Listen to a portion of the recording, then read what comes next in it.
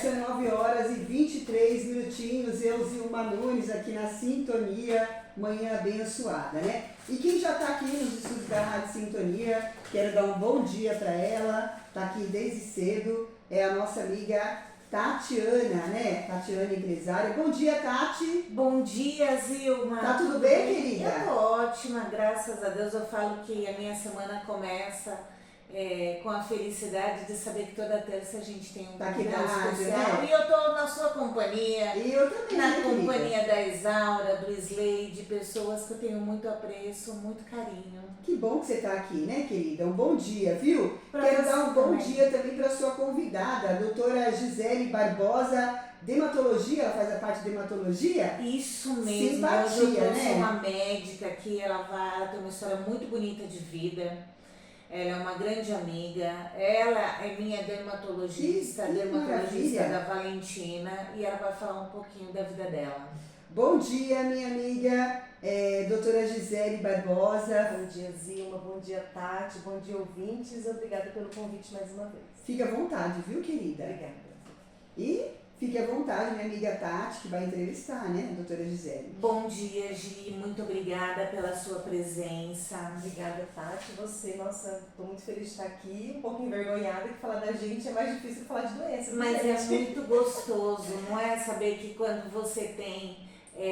eu falo assim que todos os nossos convidados, todo mundo tem uma história única para contar. E isso, quem está escutando do outro lado, pode se inspirar.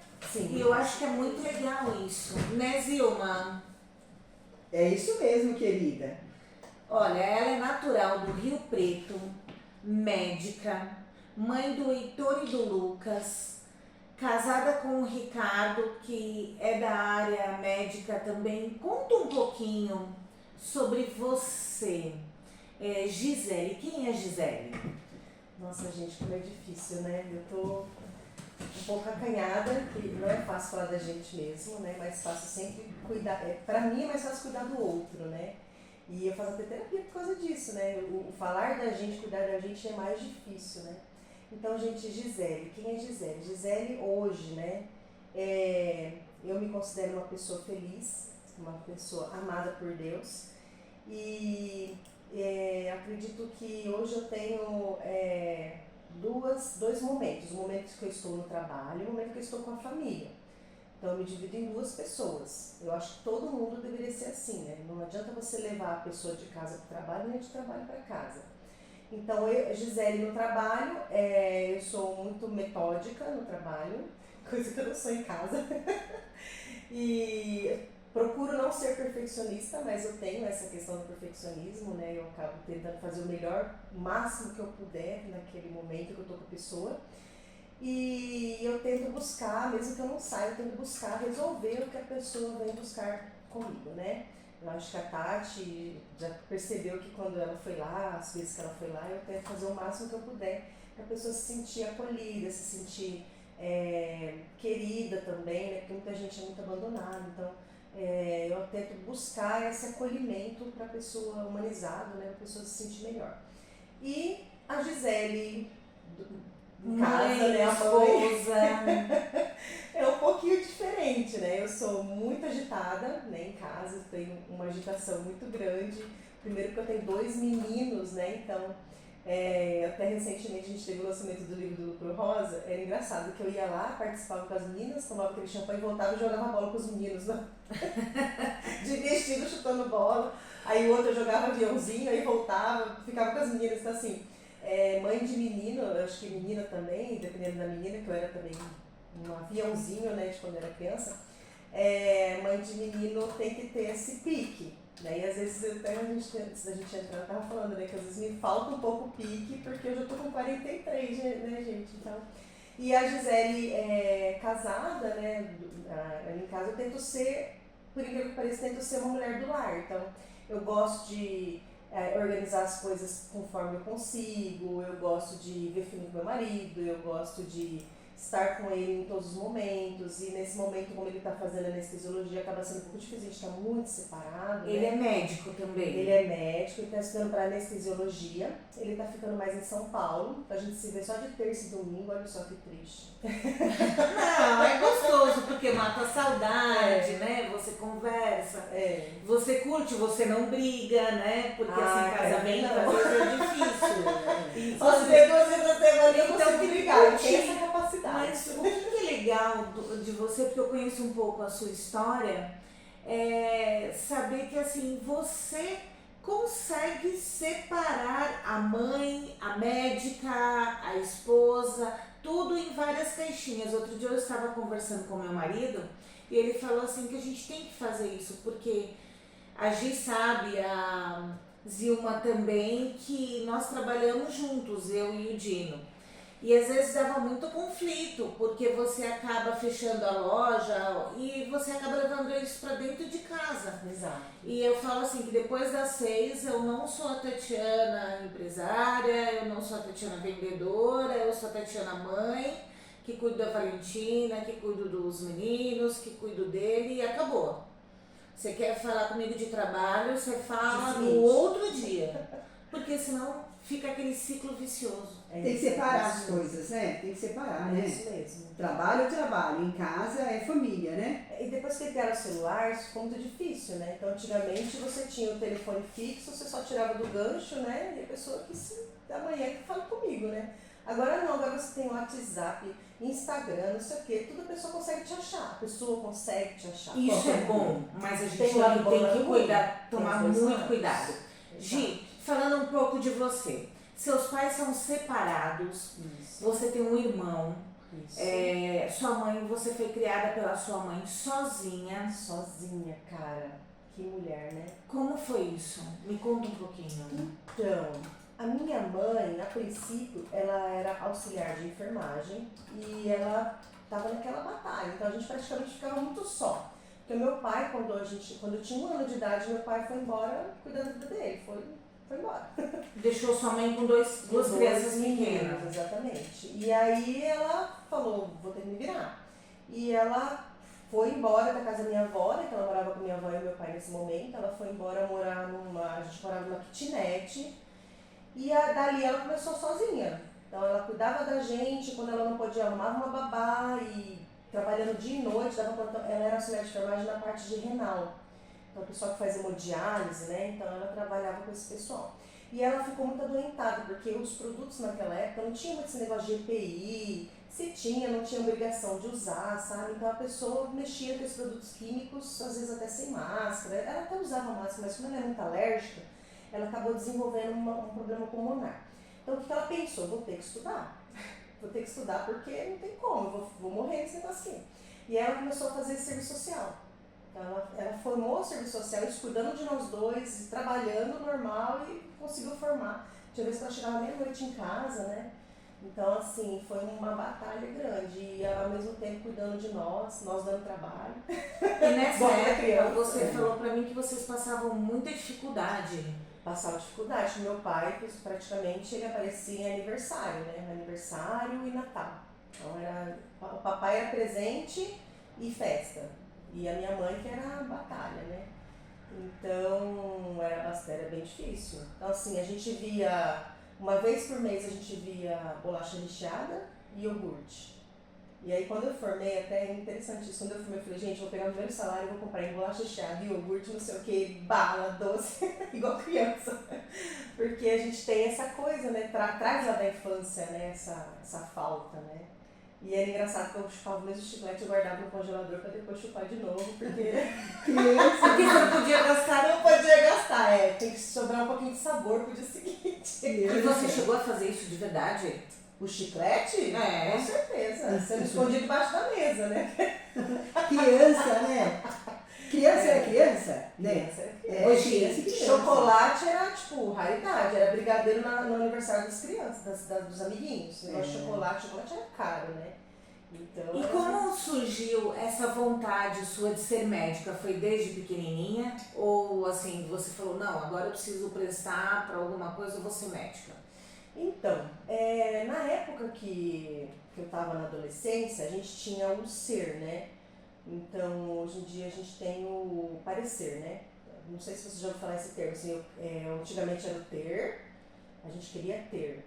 Aí na minha época era o ser, quero ser, e hoje é o parecer, né? Então na minha época era o ser, eu quero ser, tananã. Então eu queria ser uma pessoa que tivesse dinheiro para comprar o que eu quisesse. Essa era a minha base mental, desculpa a verdade aqui, viu gente, mas era o que eu pensava. Então, assim, como eu tive essa questão de passar as vontades, né? De necessidade, de privar. De privação. Vamos falar privação, né?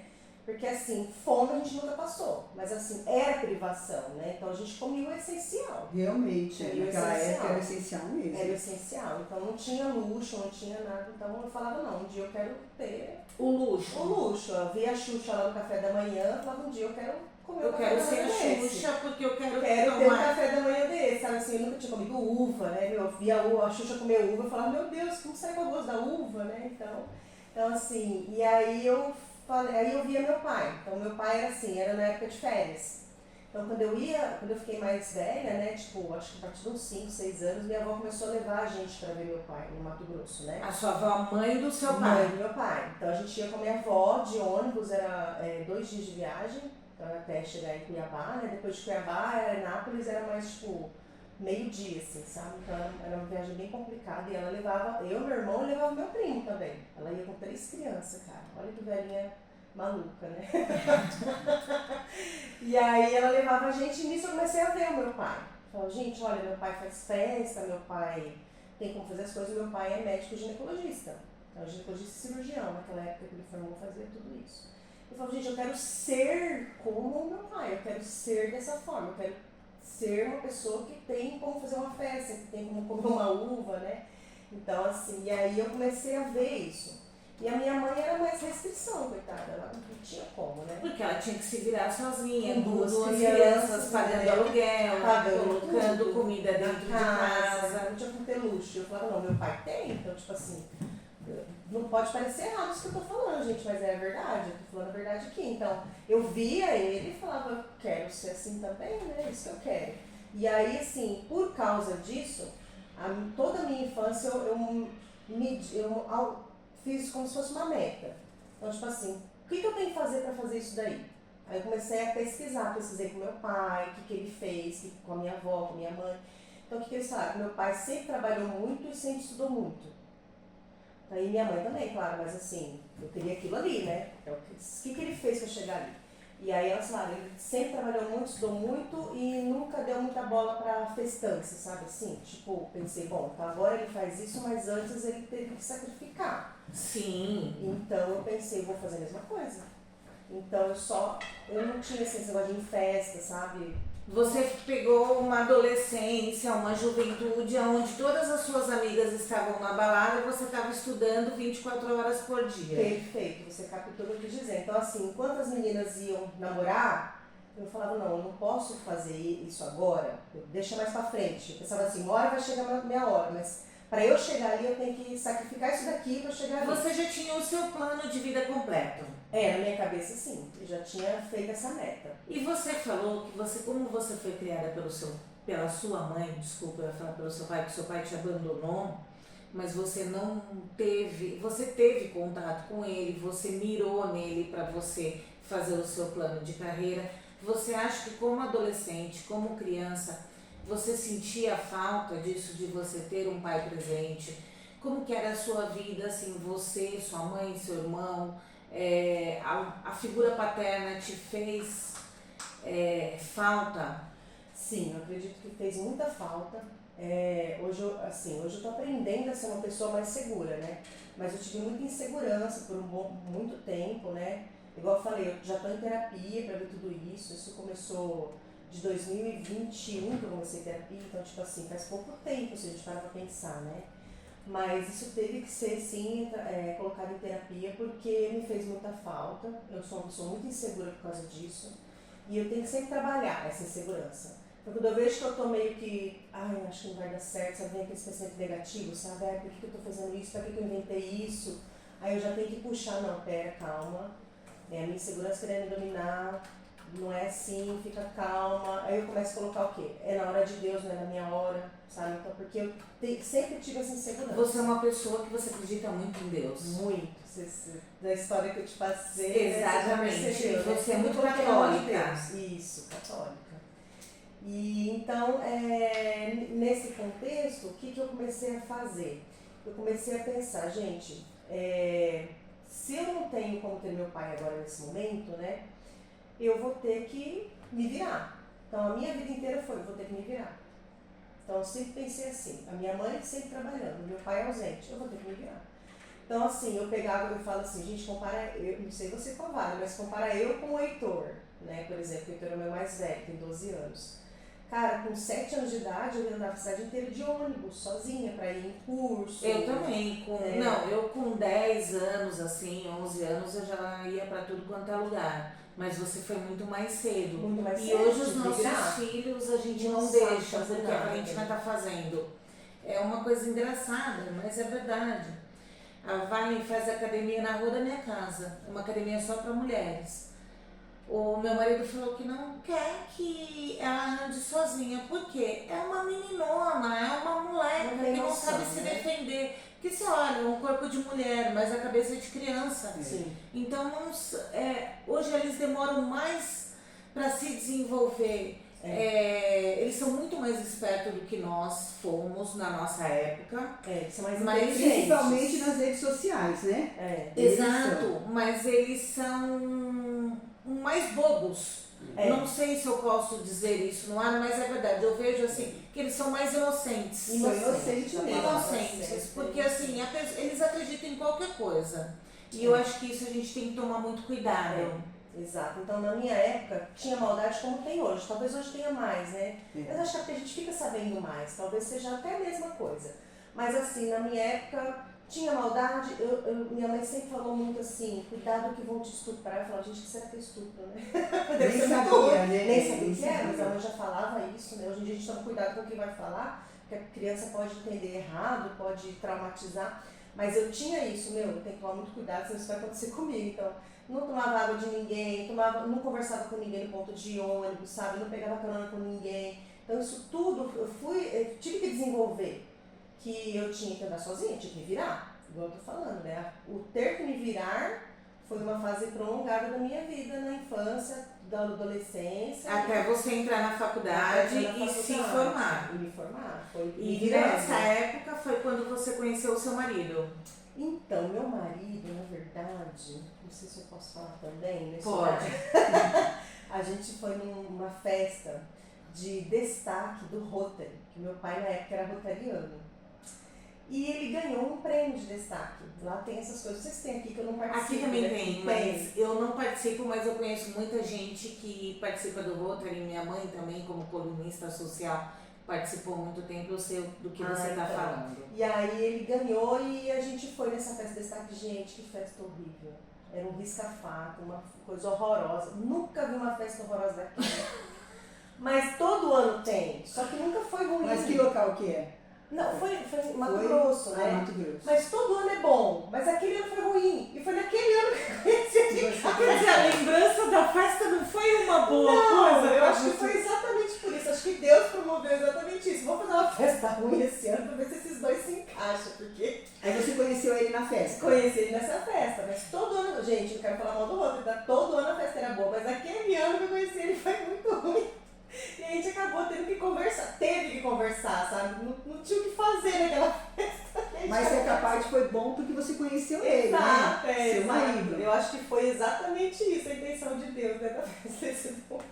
Mas assim, meu pai ganhou o prêmio, tudo, foi lá, recebeu o destaque. Eu acho que sabe o que eu acho que foi ruim? A banda.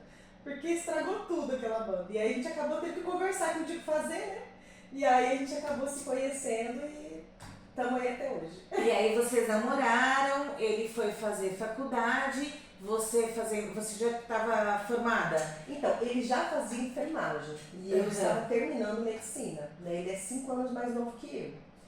E aí quando eu terminei, ele ainda estava fazendo, né? E aí ele foi fazer as especializações dele, nesse meio tempo você casou com ele? Isso, quando ele formou, logo em seguida a gente se casou. A gente casou em 2010.